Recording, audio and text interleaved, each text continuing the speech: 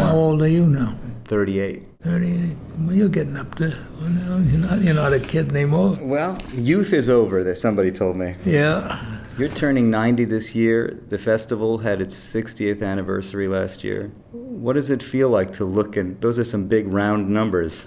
You know, it's interesting. People ask that.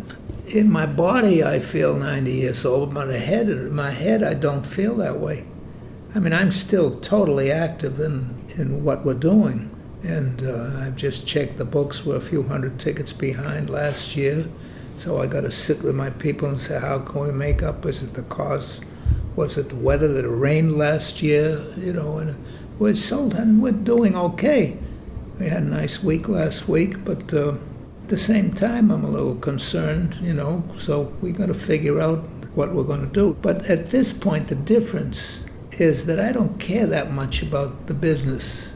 I mean, if a few hundred people offer something, that doesn't bother me. What I'm concerned with is a great festival, because the motivation for making money is no longer there. I have enough, I'm comfortable enough the way I am, and we've created this nonprofit foundation. Our big thing is raising money, not creating successful festivals and raising money for an endowment. So you have a different approach to things, and you want to present a lot of young artists. Well, before, I could not do that. I could not do to the extent. I could do some of it. But now with 45 segments, and maybe even a couple more segments between the 3 stages in 3 days and 5 groups a stage, it gives us a little leeway to bring in as many as 15 different relatively unknown groups that might be known in the jazz world but aren't known to the general public. And that's exciting because we go out and hear that music and listen to that music all year long. I go to clubs and I go out to Brooklyn, I go to the clubs in New York, the little clubs, the joints, and just to hear groups, hear musicians. And so I've got some young people with me that work for me. They always bring me records to hear. And so it keeps me vital, it keeps me alive. So the fact that I'm 90, going to be 90, is really not important in that respect. It's important that I don't walk as well, and I need my rest. But beyond that, I don't relate as an older. I don't relate to you that I'm 90 and you're 38. I don't relate that way. Mm-hmm. I mean, I ask your age just to find out. You learn when you know a person's age, you know a little bit about his history. Automatically, you know where you come from. So people ask that. My appetite's still good, so I eat and enjoy I don't eat as much, but I mean, other than that, I don't have any feelings of age. You know. Your father lived to 97, and he attributed his longevity to the track. Yeah, he lived to be 95. He's going to be 96, I think, when he died, a few days from it. And he used to take time off, but then he stopped in his 80s because it was too exciting for him. If his horse lost, he got too... And most of the time his horse is lost, so... So maybe that's the difference between you. You don't get so... It's not a problem to be excited for you. Well, I've been involved in risking all my life, you know, so the risk in such a thing is not what it used to be. I mean, we used to be counting every penny because we needed every penny. And if we didn't hit a certain figure, we didn't know what we were going to do the next year, you know, and that was risk. Mm-hmm. But now I don't, thank heavens, I don't worry about that. Did a few things in my life that you know, I started collecting art at an early age, African American art. And I did not collect it as an investment, I just collected it because I enjoyed it. It became an incredible investment without my realizing it. And it's helped my old age tremendously. And a couple of other things, real estate things. I never made any money in the music business to speak of. I made a living, and it was okay, but not enough to... It's very difficult to make money in the music business. It's interesting that you say that. It's difficult to make money in the music business because you seemed like you were relentless in your pursuit of continuing, not to make money, but to do projects, to move forward, to bounce back. And it clearly was not money that motivated you. I know that you started out as a musician, and I couldn't help but think that maybe the thing that kind of motivated you was just that same impulse that led you to sit down and play the piano when you were a boy. I always, my mind always worked about organizing and doing something.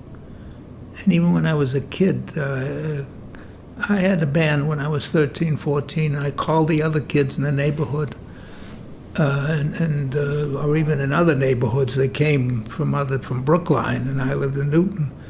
And next thing I know, we were rehearsing every Sunday in my cellar of my house, and I was buying stock arrangements for 75 cents, and we were learning how to play the Johnson Rag and Tuxedo Junction and things like that. And so that was always I never had any motivation in a certain direction. It was just like, hey, I got the things to do here, you know. And then somebody said to me, I was playing at clubs in Boston, why don't you open up your own club? Next thing I knew, I had Storyville, and then people came to me about doing something at Newport. The Laureliards came, and I said, why not do a festival? You know, we have Tanglewood, classical festival, why can't we have a jazz festival? So everything just, my mind never stopped. My mind is still working. We have some great announcements to make in the next few weeks of ideas I've had that I'm just bringing forth this past month. So we'll see what happens. That's all, you know. You just have to follow your own road. You know, I've always done that. I never followed anybody else's road. I followed my own road. But I never had a motivation to go from here to there. I never had that. I had a motivation to do something to get me going. And even when I had riots and was wiped out, you know, my wife used to say, the minute it was over and the minute of the thing, you were always thinking of what you're going to do next. I never went through depressions or anything, even when I was wiped out. I have a statement in my book, I've never been poor, but I've been broke.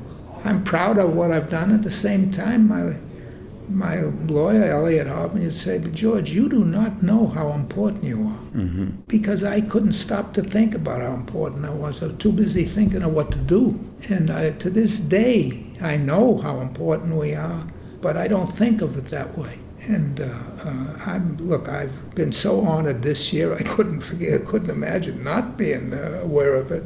Between the BU just gave me a honorary doctorate of humane letters, which is a big thing. The Grammys did a big thing for me. It's a building named after me and my wife Joyce in New Orleans. And I mean, this year's been nothing but a string. The ASCAP put my name on the Jazz Wall of Fame, you know, and then and one after another, all these things. If a week goes by and I'm not on it, I think something's wrong. It's the kind of a thing you wish your mother and father were around to see. Even at 90, you think to yourself. At 90, even that, you think, I wish my mother and father to see me get that doctorate at Boston University. I've received about 3 or 4 of those, but I mean, the one at BU was the one because that was the school I went to. Mm-hmm. And I wasn't a great student, you know. If you like what you're hearing and you're curious about some of the other episodes on The Third Story, I encourage you now to go to third-story.com to subscribe and check out some of the previous interviews and episodes that we've had. It's a good way to stay in touch and make sure that you are always up to date. Here we are with George Wein talking about the importance of jazz. Over the years, George has had his own affiliation with folk music, pop music to an extent, and has promoted a lot of different types of music. Here he talks about the personal importance to him of jazz music. You got to stick with jazz. Well, it's interesting because you have interacted with a lot of forms of popular music and particularly the experience of folk music. I'm curious to know what you took away from that experience, maybe not even musically, but just in terms of the culture around folk music or the attitudes around folk music. Well, again, it's part of your influence in growing up. The jazz clubs, you know, like I went to in New York, but you'd find that Josh White was there or the Weavers or different things like that. So when I had my club in Boston, when I couldn't get a jazz attraction, I put in a folk attraction. The two seemed to relate. And so when I was doing so many different programs at Newport, you know, we did a tap dance afternoon, we did a gospel afternoon, and I said, let's do a folk afternoon. And I put together this program with Odetta and Pete and the Kingston Trio, and it was so big, the response. I said, hey, there's enough here for a festival. So, I mean, it came out of my background. I didn't just go ahead and say, let's do a folk festival. I mean, one thing followed another. When the gospel afternoon was a success and the jazz, let's do a folk afternoon. But that was bigger than everything. The next thing we know, we caught the folk revival with Bob Dylan and Joan Baez and Peter, Paul, and Mary. And we had this huge festival. And then Dylan went electric, and that was the beginning of the end of that festival. But now we've caught another wave, the My Morning Jacket, Jim James, and all of those different groups, the Abbott Brothers, so many different. And that's a wave that has come in, and that's why we're selling out every night. There's no wave in jazz right now. There was a wave in the 50s with Ella Fitzgerald and Sarah Vaughan and Errol Garner sold out, and Dave Brubeck, you know. They were popular figures, and we don't have any of those figures right now. But that wave is what built the Newport Jazz Festival, because I sensed that when I had my club, I could see who was doing business and who wasn't doing business. And so when I put the festivals together, I sort of knew what to do automatically. You seem very in touch with the details of so much of the business of the last 60 years, 70 years. You can remember who played and more or less what the money scene was like, and so much of the interactions that you had. How did you keep track of all of it? How do you continue to keep track of all of it? Well, I was not a very good mathematics student, but I was very good in arithmetic.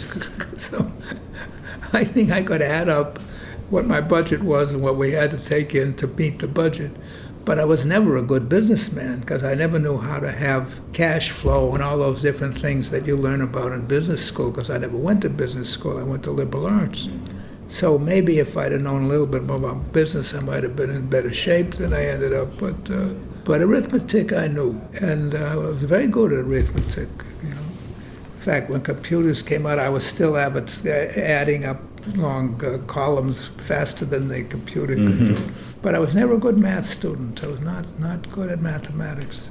But all those things, you know, when you organize something, when you you say, well, let's have a band and we go on the road, you got to know what you're going to pay everybody. So you also got to know what they're going to pay you, so you could pay everybody and pay the transportation and pay the hotels. So your mind automatically would work at that. You see, in 1969, I had all the rock groups at Newport, and that was a very low point for jazz. It was 4 or 5 years after the Beatles came in, and the whole music scene had changed. And so I felt that we had to get up to date. And I brought in a lot of rock groups. And next thing I know, I had a rock festival, not a jazz festival. And I said, I don't want this. This is not my life, because it was wide open for the rock promoters. But I didn't want it. I wanted to create my own festivals. And I didn't want to just service groups.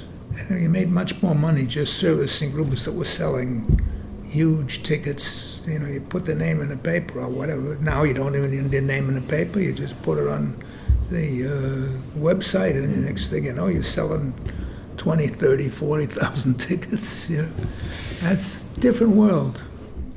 Something that occurred to me when I was thinking about that exact same question and why you chose not to pursue maybe slightly more commercial avenue is that your name was so often attached to the work that you did. It wasn't just a kind of an invisible festival, but your name was often on the marquee as well, and so it was your reputation, and maybe also said something about who you were by presenting it personally. Well, I think that has to do with a lot of things. You know, I always noticed that in classical music or whatever it was, Saul Hurog presents, you know. And so it's just natural. When I opened up my club, I called it George Wein's Storyville. I think that was just from the influence of what was happening. And of course, I like to see my name in the paper. You know, his ego was involved, and you wanted people to know what you were doing. Now I don't do that. You know, you don't see George Wein's name involved with the Newport Foundation that much. But at a period in your life, I think that's important to build your reputation. And it's not only building your reputation in the industry, it's building your reputation with the public. That if you build a brand, and your brand signifies a certain credibility with the music presenting, it's going to help you. But I think it's tradition that had me do that, seeing in the newspaper every day, so-and-so presents so-and-so. Norman Granz presents Jazz the Philharmonic. And so the tradition is what more or less directed me that way. But at the same time, a little ego bit involved there. And we all have an ego. I find that the ego is fine as long as you don't let it take over, as long as you understand what it is. I've heard you talk about coming back from the war and feeling that in the space of a couple of years, the music had kind of changed out from under you. The difference between swing and bebop seemed so vast to you at the time. At that time, it sounded like a different world. I mean, when you heard Johnny Hodges play and then you heard Charlie Parker play, it was two different worlds. And it took me a few years to adjust to the fact that, hey, these musics were very related. And, well, I actually had a set where Charlie Parker played with my band with Doc Cheatham and Vic Dickinson. I was playing piano, and we played Royal Garden Blues. And Bird started to play, man, and forget it. I mean, he just tore us apart, you know. But then when I opened the club and I had a lot of contemporary groups playing, then I could hear and listen and understand, get it in my blood so that you get... But for a few years I resisted it, you know. I said, hey, I'm Duke Ellington, Louis Armstrong. Who the hell is Charlie Parker and Dizzy Gillespie? I knew Dizzy when he's a trumpet player with Cab Calloway. What is this bebop, you know? But it's so interesting when you think since then, and even in a short amount of time between the late 40s and the late 60s, you talk about having rock acts on the bill in the end of the 60s. The music progressed and evolved so quickly from that point. Well, it's still evolving, and what's happening now is people are rejecting one style of how to play. You'll find out a lot of young people are getting involved with the history of music, and they can play everything from Jelly Roll Morton to John Coltrane.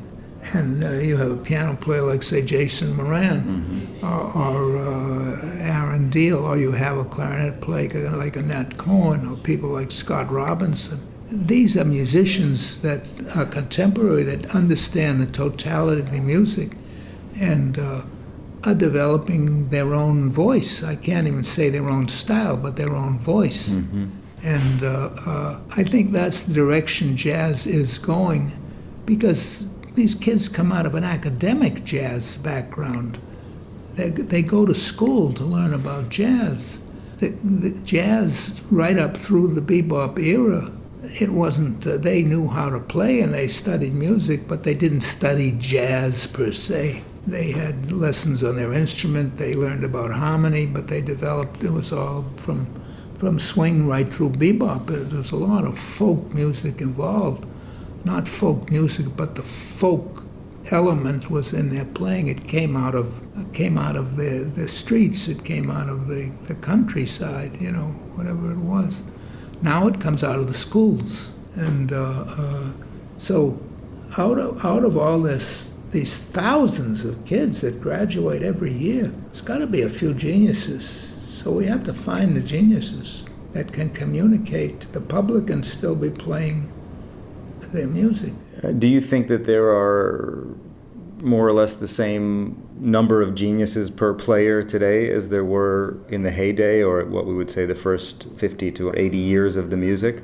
Or do you think it's harder to find the stylists today? I mean, how do you think in terms of just finding the greats? Because there's so many players today that are coming out of these schools. It's very difficult. And I keep thinking I'm up to date on what's happening, and then I realize there's a whole bunch of musicians I know nothing about. So it's very difficult to find out who are the leaders. And it used to be that musicians determined who was the leader. So when Charlie Parker came along, he automatically became the leader, and everybody was... When Coltrane developed his thing, he was the leader. Nobody had to ask who the leader is. The musicians told you who the leader was. And Ornette Coleman came along, and he was a leader. I don't see anyone there today. You know, you've got John Zorn as the leader of his cult of followers, which is a beautiful cult and it's a beautiful thing, but he's not the leader of the whole jazz world. And Bird was the leader of the whole jazz world. Coltrane is the voice of the 21st century, actually. They're still playing Coltrane.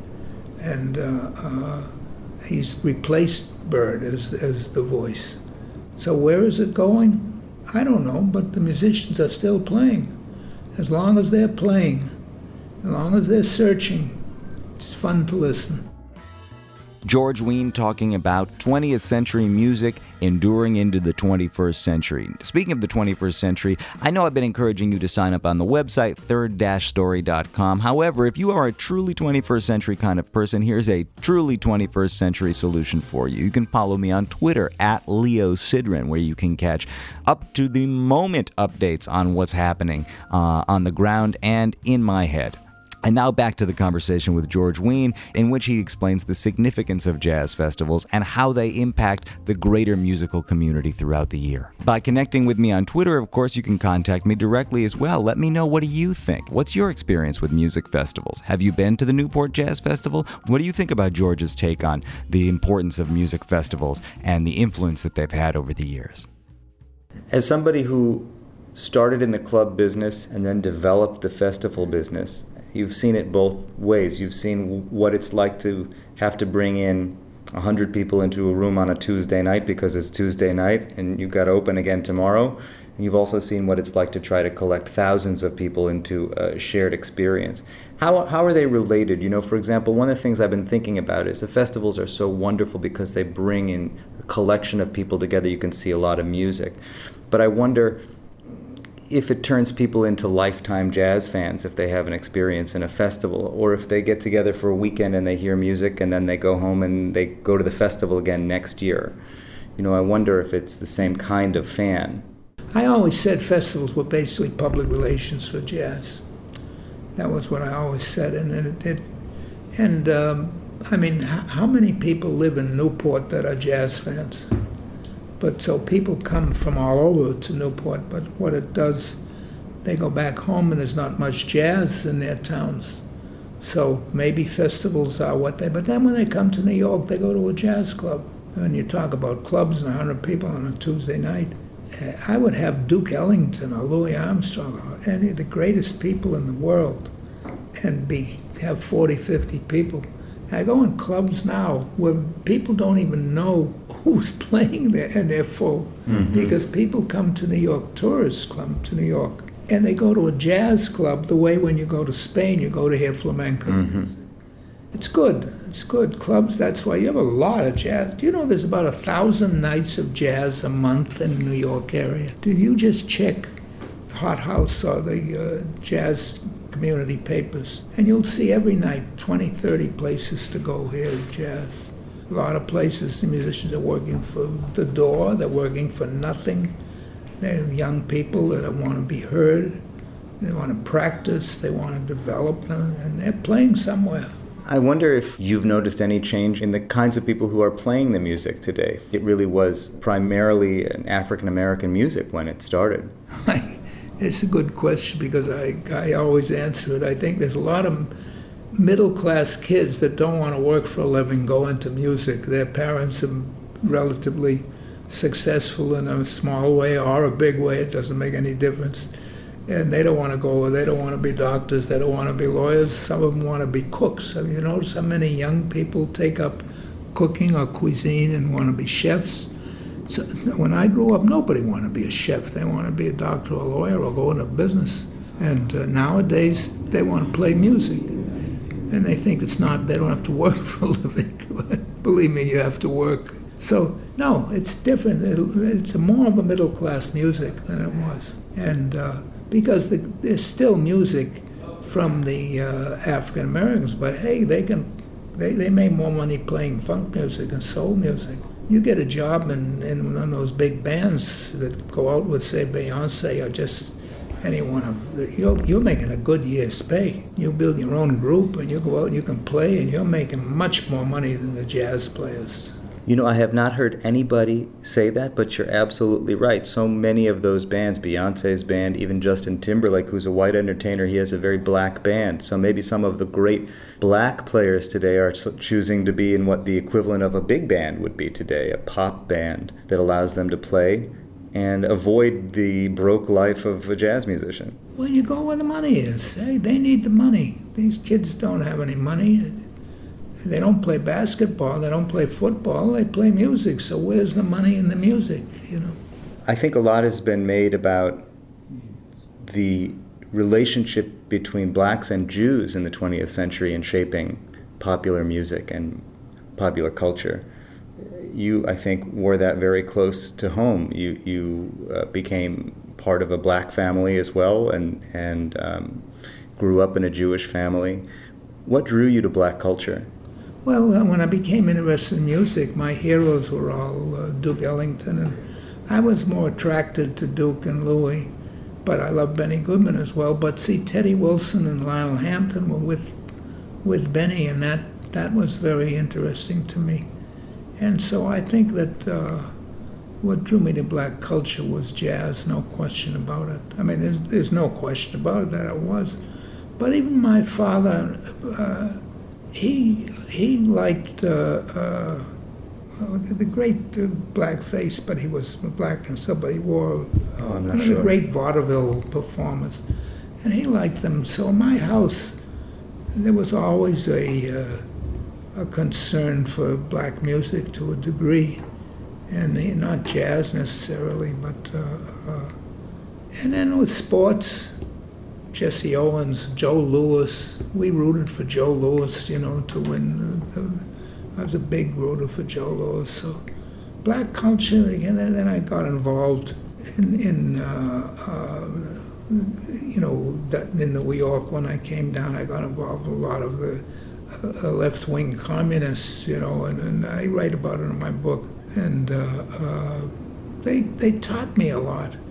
But not communism. I was never interested in being a communist. But the reason they were involved was they weren't Stalinists. They were people that believed that it was an ideal world, which of course it wasn't an ideal world. But the idealism rubbed off on me a little bit, and so all of these things affected my life.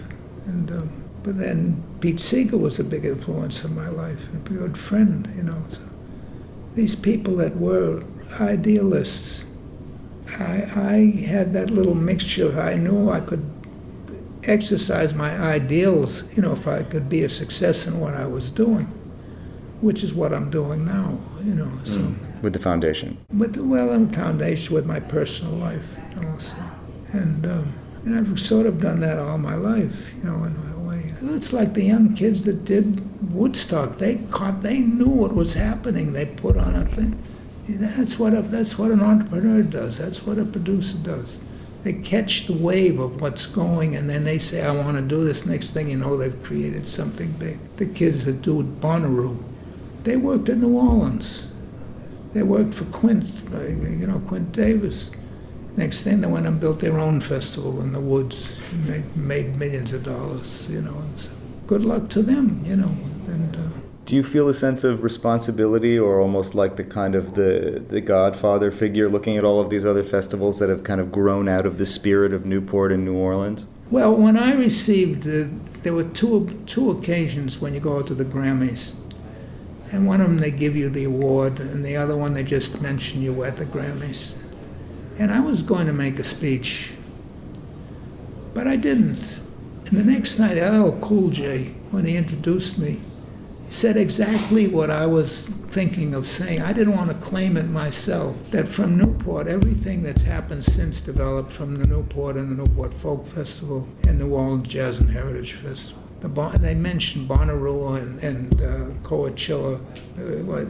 You know, you look back to the roots, and they came from the Newport Festival. So that's why I was getting the award. You know, they finally came around to think like that. I knew it, because I knew that Woodstock, half the people that were running the festival came from my festival, the sound and the the lighting people, they worked for me at Newport. And so I knew that the people had been paying attention to what we were doing. And I knew that in New Orleans, with the multi-stage things that we developed there, that's what developed in the Bonnaroo and in Coachella.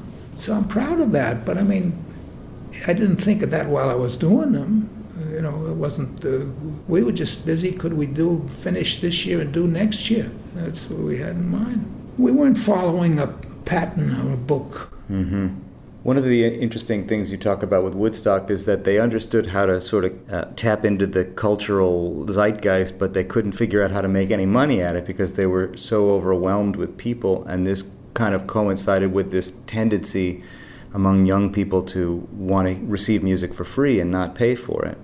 I think in some ways we're in a second wave of that mentality right now. It's maybe not showing up in the live venues, but it's very much on the minds of anybody releasing records today. Well, it's happening that way in downloading, yeah. But that music should be free feeling was a very important chapter in my life, because that's what caused the problem in 1971 in Newport when the kids broke the fence down. There were no rock festivals around the world. But what that did was bring me to New York, and that's where I changed the whole concept of the urban festival, of having the festival in many different locations. And that's happening all over the world again. So that was another thing we contributed, and people don't talk about that so much.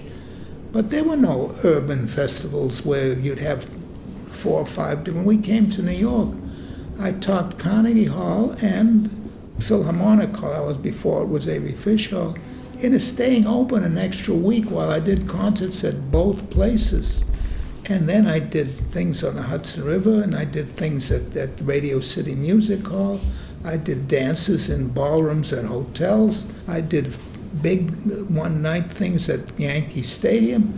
I created this whole thing and that was all because I had learned about the multi-stage thing from working with the folk festival, where Pete Seeger came up with different workshops of having, without any mics, the different 4 things happening at one time. So all of these things arrive out of something else. But that was a major thing in my life, coming to New York. And Carnegie Hall's going to honor me on my birthday. And I'm going to talk about that a little bit, because now New York, there were no jazz at Lincoln Center. There were no Lincoln Center festivals. There was no Summerfest. There was, none of these things. New York was a dead thing in the summer. And after we came, all of a sudden they started other people. New York is a city of entrepreneurs, let's face it. You get an idea, forget it, next year somebody's got the same idea and they're going to do the same thing. It started, in fact, there were only 1 or 2 jazz clubs in New York in 1972. You check that. And I just felt that if you had to go to an urban area, because of music should be free, and the kids in the suburban areas or in the country areas would break the fences down, you had to go where they couldn't break the fences down.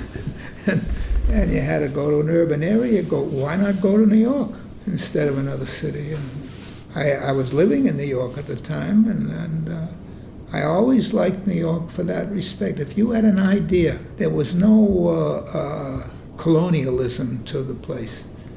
If your idea made sense, people gave you the opportunity to do it. Yeah, I love hearing you come back to that as well, the image that if you have an idea, chances are somebody else is going to have that idea a year from now, and it gives you a sense that you have an obligation to the idea if you had it first to follow up on it before somebody else gets there. Well, we followed up on it for years, but then we couldn't. The attractions... when we started doing those concerts, you're doing 40 concerts in a week, in 2 weeks. Well, actually, it was like 20 concerts in 2 weeks, but the double concerts, we're doing double concerts. And then the next thing you know, people were playing these attractions, and then agents were looking at who was selling out for you, and you sensed that there was a public for them. Other people grabbed on because they could do better to exploit them than you could, because that was their business, not your business. You can't, in a city like New York, you can't now you've got, for instance, the Blue Note Festival, which was strictly a takeoff on what we did on when I brought what you call the Care Fusion Festival. Remember I did that a few years ago, where they take everything that's happening, whether they're producing it or not, and they put it into a festival. But that's a very hard driving bunch of people. They own the Blue Note, they own the B.B. King's place, Yes. They own, and that's big business. I never did that. I never wanted to do that. New York's a tough city to control. But we did control it for a good 10 years, maybe more, 20 years. We did the festival for 30 years or so. From, I think, 2002 might have been, or 2003, 2004, we started in 72. But by the end, we were just petering out. We couldn't maintain the real things that we did at the beginning. So let it go. You also alluded to jazz at Lincoln Center. I think that has had a huge impact on the way jazz behaves in the city. Well, I mean, it was Wynton Marsalis has done something that nobody else could do before. In fact, what I'm doing with the Newport Festivals Foundation, having a board of directors and some people giving us money, that all became of what Wynton established at Jazz at Lincoln Center, where the hierarchy of the cultural world that had money was contributing to jazz. Nobody contributed to jazz before that. Yes, the Laurelards were the first. They were pioneers when they financed Newport at the beginning. But that was only an isolated incident. Nowadays, there's a lot of status in contributing to jazz. And I'm finding that I'm benefiting from that, the foundation is benefiting from that. At the same time, what Wynton is doing is strictly an outgrowth of what we did with the New York Jazz Repertory Company, where we couldn't raise a dime. I think we literally raised $200. We had a party once to raise money. And that New York Jazz Repertory, Wynton will tell you that himself. He says, anything we're doing, you've already done. He said that to me many times. But it's a different period. We were not, when we did New York Jazz Repertory Company, it was too early. The city wasn't ready for it. So what made jazz something that the cultured elite would want to contribute to? Well, I think Wynton deserves the credit for it. When he started out, he was playing classical music, the Haydn trumpet concertos, and I think that focused attention to a young man that played jazz, and I know people talking about, I think that's very important and then people got together, Gordon Davis and other people to form the Jazz at Lincoln Center at Tully Hall, and then they just wanted to make it bigger. They could sense the money out there waiting to, of course, the main reason is the 1%. The fact that so many people became, you look at the Forbes 400 10, 12, 15 years ago, there were no billionaires. It was all measured in $100 million. Now, there are hundreds of billionaires. So billionaires have to put their money somewhere. And a percentage of them get decided, ballet, Metropolitan Opera. Jazz. So that's the main reason. The money's there, Wynton deserves a lot of credit for that. I mean, I told him that, I says, I could never have gone non-profit and raised the money I've raised if it hadn't been the Jazz at Lincoln Center for the money it's raised. We're only infinitesimal compared to them.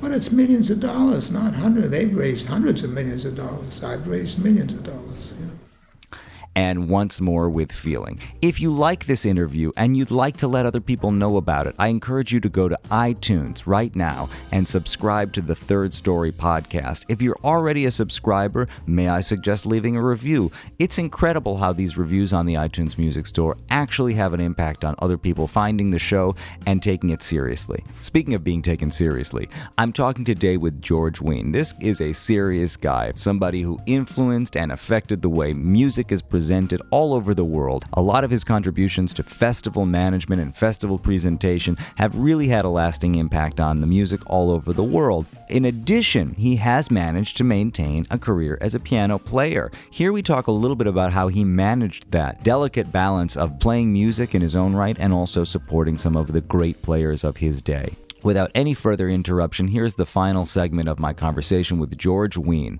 I hope you enjoy it, and I look forward to sharing more news from Newport coming up soon. You did find a way, and you have found a way to, play in the midst of all of this as well. What has that been like? Has that been the icing on the cake? Has it been something you think that helped the motor run? I mean, what is your life as a player like in the midst of all of your business? I love the music and playing the music. Remember, I started with 13 years old leading a band, so I guess that was the direction I always wanted to play. I took the name of Grant Wilson, so I did not George Wein, Grant Wilson, and Stardust.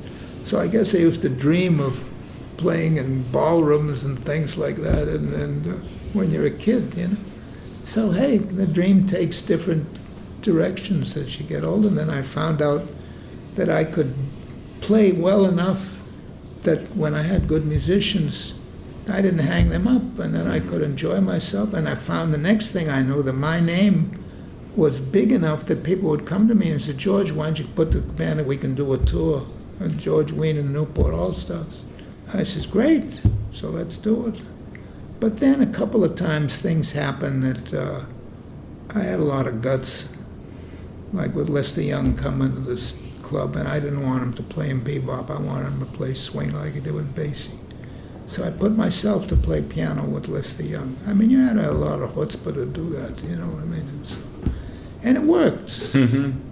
I mean, we had fun the whole week, and he had a good time. I played with Bechet, I set up, and it worked. So what the hell? I mean, I never felt I always called myself a piano player, never a pianist. Mm-hmm.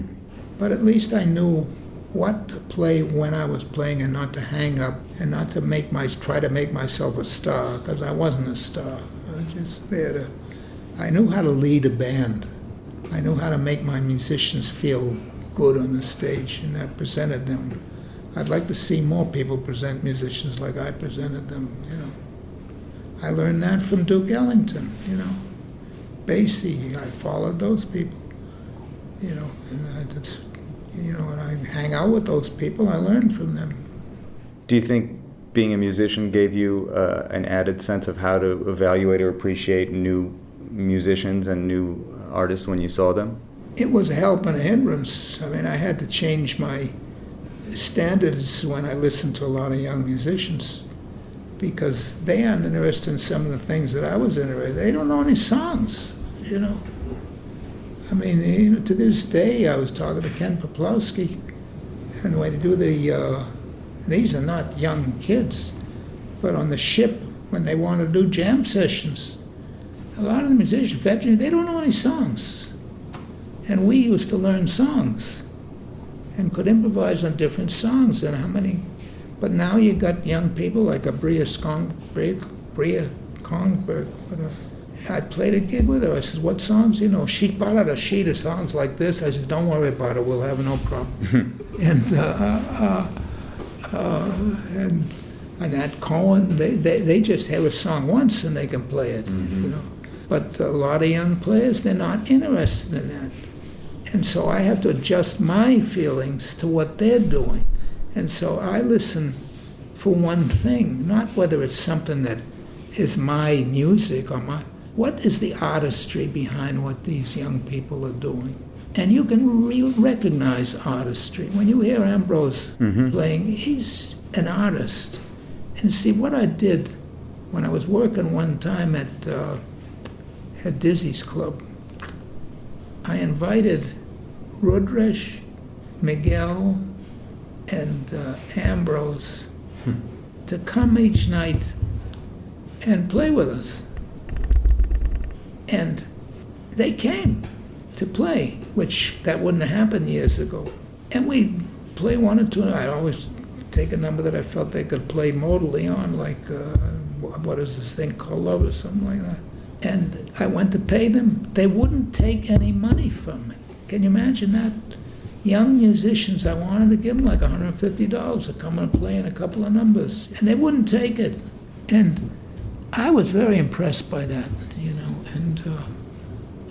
And yet, those little sessions we did had a little influence on them.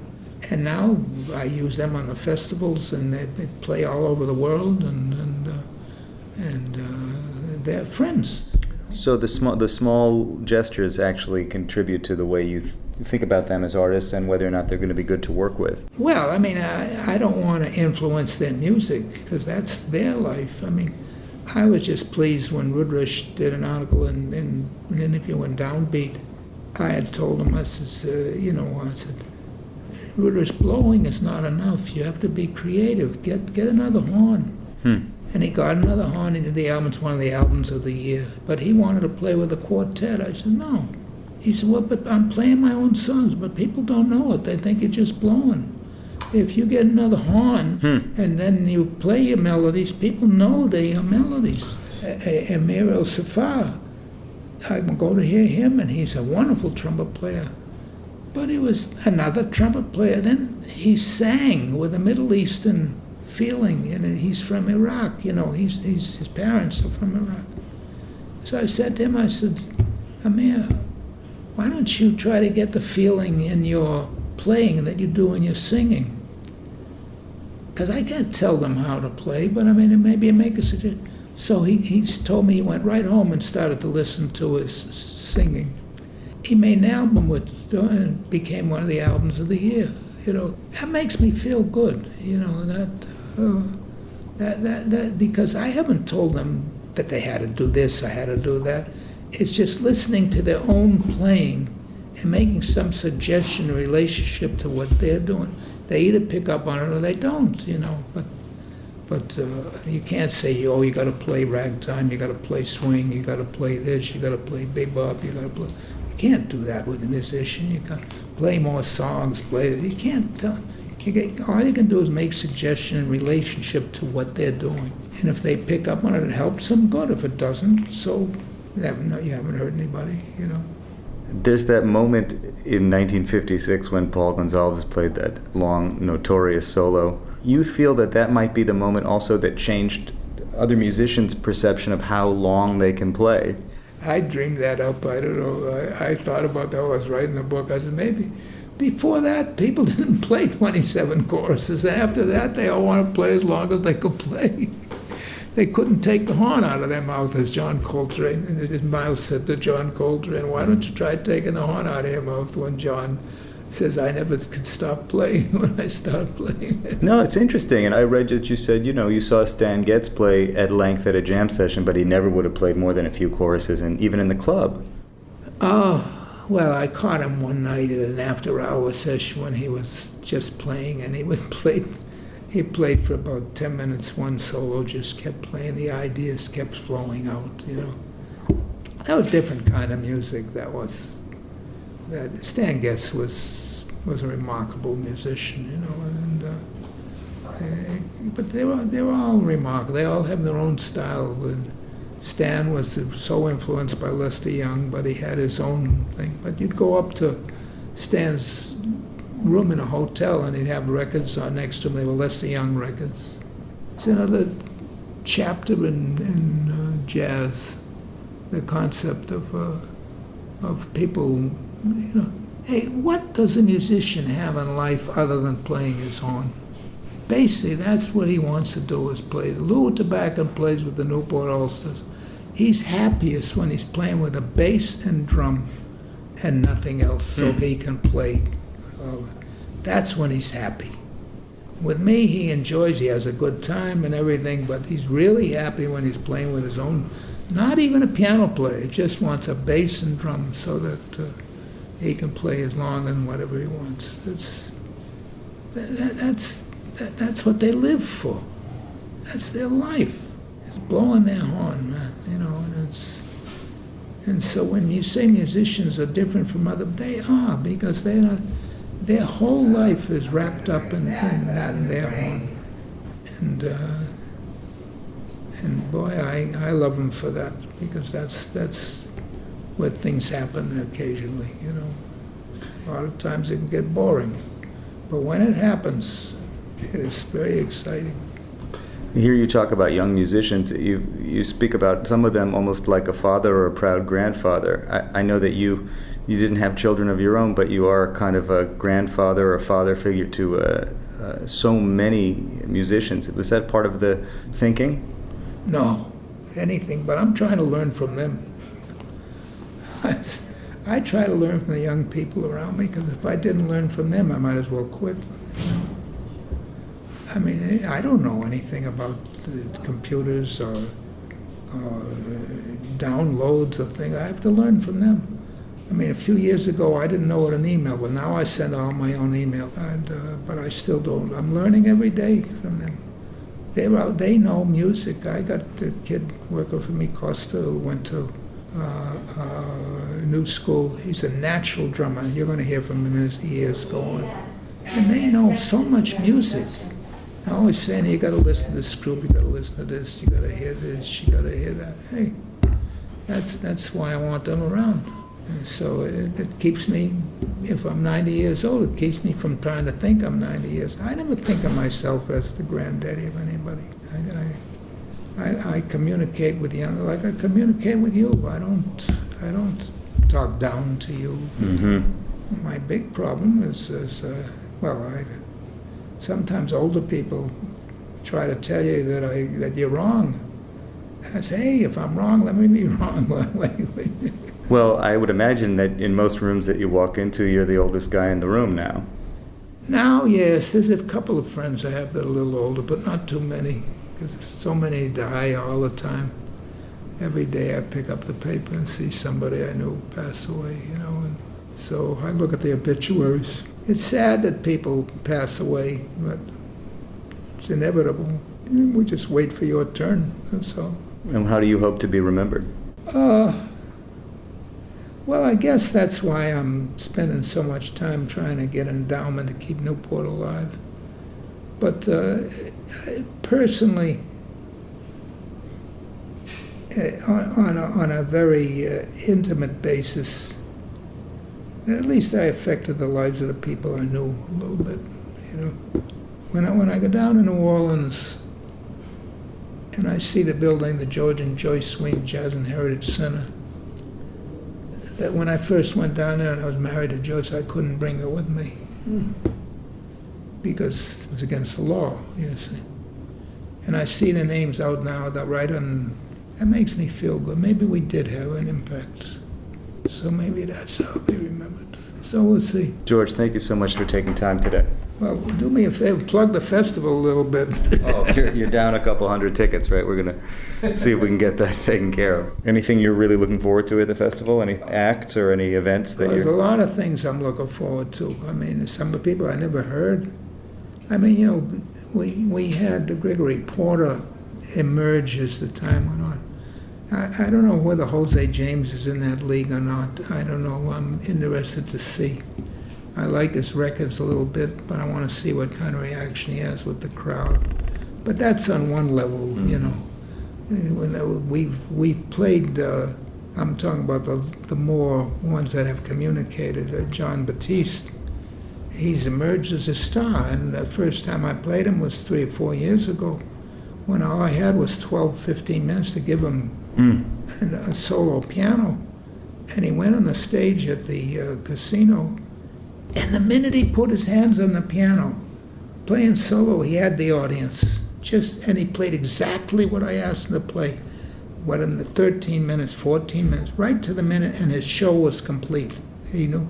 So the next year I brought his band, and the next year I put him on a big stage, and now he's going with, what's his name? Colbert. Yeah. And he's got a whole, I don't think we're responsible, because he was doing this everywhere. And but we nurtured him, and it meant a lot to him, you know, and so. I'm so inspired by John Batiste. He gives me such hope for the future of the music. Yeah, so, but, you know, and then there's so many different things that I'm looking forward to. Herlin Riley has never been a band leader per se. He played with me on the jazz cruise a few years ago, and he's a very exciting musician. He's got a band. I want to see what happens with it, you know. But he's not a young contemporary player. He's going to swing. He's going to make something happen. I'm always interested what John Hollenbeck's doing. I love Maria Schneider. She's somebody I really love. And then I got Tom Harrell, who I haven't heard for years. I'm looking forward to it because he's so great. I just haven't heard him in a long time. And on and on and on and on and on. You know, there's so many groups. And I want to see how Cecile McLaurin is developing because she's a star already, but I want to see what she's changed from. And then I'm always wondering what Cassandra's going to do. Whether I hope she puts on a great show. She's a great singer, but you don't know. And Jamie Cullum's coming back. Jamie Cullum was big a few years ago. I don't know how he is now. He hasn't been in the American scene very long. But for a guy that could communicate and still have a love for jazz, he had reached that crossover point without going too far crossing over. That's right. So all of these things are part of the festival, you know. I see when you talk about it, really curious about each one of these people's careers and thinking about where are they right now in their career and how does the festival impact that and how it might affect them in the future and you in the future. Well, I am concerned with their careers because if their careers don't develop, the festival isn't going to develop. We'll see. Thanks, you. George. Thank you. You got me talking pretty well. Oh, good. Well, I'll take that as a compliment. Well, I like that. I like it because a lot of people don't get you. You know, you just. How did your festival start?